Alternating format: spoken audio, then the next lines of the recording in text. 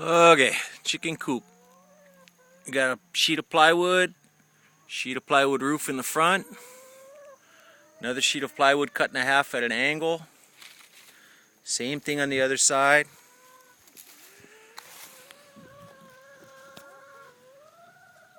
Okay, the bottom is just a 2x4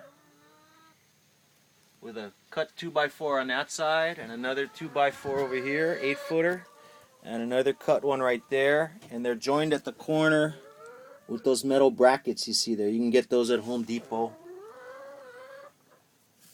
Okay, the uprights are just 1-bys. There's another upright. And they're just screwed in.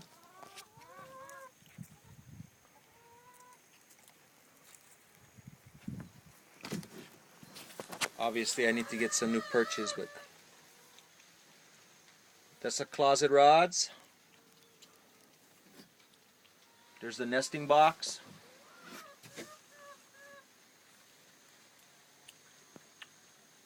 And that's pretty much it. The roof is just a sheet of plywood with 1-by all around it to kind of give it a cap so it goes over to the top of this thing good way. And some plastic roofing. Okay?